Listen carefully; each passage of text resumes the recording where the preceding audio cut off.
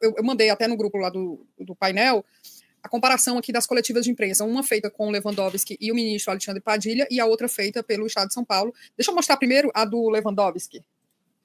Ocorrências estão concentradas no estado de São Paulo, mas tudo indica que há uma distribuição para além do estado de São Paulo e, portanto, sendo uma ocorrência que transcende limites de um estado, isto atrai a competência da Polícia Federal. As medidas estão sendo tomadas e anunciadas hoje porque, de fato, nós estamos numa situação que é anormal, é diferente de tudo que a gente tem na nossa série histórica em relação à intoxicação por metanol no nosso país. E a ação, como disse aqui pelo ministro Lewandowski, a percepção da entrada da Polícia Federal é por suspeitar de que tem uma organização criminosa relacionada com isso ou um impacto nacional, o que reforça ações que o Ministério da Saúde também vai fazer, tanto de reforçar a ação local, mas também no nível nacional. E, gente, na sequência, assim, pouco tempo mesmo depois, o governador de São Paulo convocou uma coletiva de imprensa e, inclusive, até se irritou um pouco com a pergunta sobre o PCC. E aí agora tem esse negócio em São Paulo, tudo que acontece é PCC, né? Tem especulado sobre a participação do crime organizado nessa adulteração de bebida. Só para deixar claro, não há evidência nenhuma de que haja crime organizado nisso. Os inquéritos que estão abertos e que estão chegando a pessoas que estão trabalhando com adulteração nessas destilarias clandestinas, são pessoas que não têm relação com o crime organizado e que não têm relação entre si, né? Então são pessoas que fraudam rotineiramente bebidas, e como a gente tem falado, é um problema estrutural. Vamos lembrar um pouquinho de 2016, quando houve uma modificação da instrução normativa da Receita Federal do Brasil, que tratava da questão do selo de bebida, se eu não me engano, a instrução 1637 de 2016, que modificou a instrução normativa 1432 de 2013, que, de certa forma, fragilizou um pouco do controle sobre essa questão, sobre essa área de bebidas no Brasil. Foi retirada a obrigatoriedade dos selos, etc.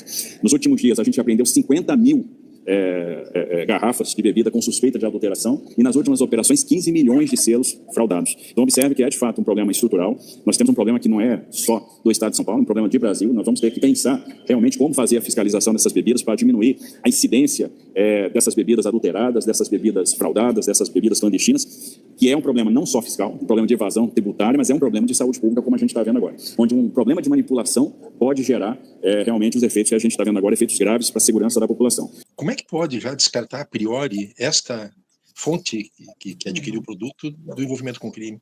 Eu acho um pouco estranho. E o decreto que o governador fala, ele foi alterado, a mudança do decreto em 2016 pelo usurpador Michel Temer. Só para a gente também, porque talvez tenha pensado em insinuar que foi no governo da presidente Dilma, não foi. Foi o Temer que fez essa alteração do decreto que... Instrução normativa, né? Instrução normativa, foi o Temer. E, finalmente, o governador ele tem que escolher se ele quer que seja uma investigação nacional, né, ou se ele não quer, porque ele diz que o problema é nacional, quando na verdade não é um problema nacional. O problema da fiscalização é um problema do Estado, é do município do Estado, tanto pelos órgãos sanitários quanto da agricultura do Estado de São Paulo. Se já tem 50 mil garrafas apreendidas e não aconteceu nada, o assunto continuou existindo. Isso não é uma coisa de escala individual. Essa é uma coisa que me preocupa muito, né? Vocês notaram que já temos uma briga aqui de governo federal, que a Polícia Federal acusa alguns órgãos aí, né, PCC, Comando Vermelho. Isso é uma coisa de escala grande. E eu explico isso por quê. Você não compra metanol ali na esquina. Você entendeu? Você não vai ali na padaria ou na mercearia e compra metanol, né? Metanol é um produto industrializado, obviamente, que você compra em quantidades. Então, o que mais tem me preocupado nisso, nós já temos 10 mortes, fora os casos de complicação, é que certamente isso foi feito em escala muito grande e eu acho que nós estamos diante de um problema sanitário muito grave que muitos outros casos virão, o que é absolutamente preocupante, né? E diante de um governo que é absolutamente irresponsável, né? Que, como eu falei anteriormente, em vez de estar aqui em São Paulo, com esses graves problemas que a gente tem na questão da segurança, veja, aqui na Baixada mataram recentemente um ex-delegado, uma história completamente sem pé nem cabeça, né? Essa história do etanol, eu estava falando da questão aqui, esse cidadão criou 116 novos pórticos free flow, uma coisa sem a menor lógica. Então, este é um cidadão carioca, que é um governador do estado de São Paulo, que a população votou nesse cara. Hoje a controvérsia que se estabeleceu é, por um lado, a Polícia Federal entrando na investigação, porque entende que pode haver uma realidade que transcende ao Estado de São Paulo e, inclusive, porque na investigação feita em relação à adulteração de combustíveis, chegaram à descoberta de que o PCC é o importador, principal importador de metanol, né, através Para do Porto misturar, de Paranaguá. Isso, para misturar no combustível, que embora seja uma mistura prejudicial aos combustíveis e aos veículos, ela não estava, digamos, afetando diretamente o ser humano, embora indiretamente afetava pelas emissões. E vocês notaram que a briga começou aí, que, na verdade, né, a Polícia Federal mostrou que havia evidências de que tinha envolvimento desse...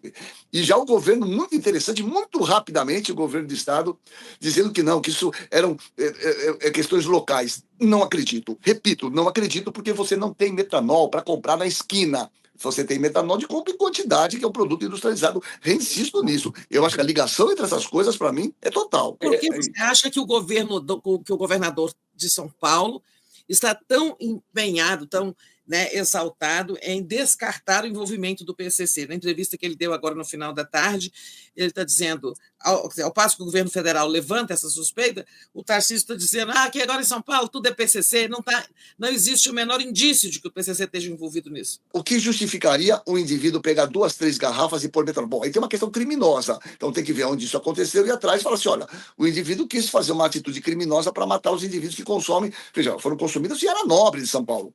Então, a gente está diante de um crime localizado. Segundo, repito, a gente não acha metanol na rede. Onde você vai achar metanol? Você não compra na farmácia. Você não tem metanol amplamente disponibilizado na rede. Onde se compra metanol? Pergunto para vocês. Não existe metanol, a não ser de compra e quantidade, obviamente, como um produto industrializado. E me parece que essa correlação entre esse grupo que foi pego, justamente que adulterava o etanol, e justamente, certamente, houve um bloqueio nessa adulteração do etanol pelo metanol, e obviamente eles ficaram com uma disponibilidade de metanol. O que nós vamos fazer? Vamos adulterar a bebida.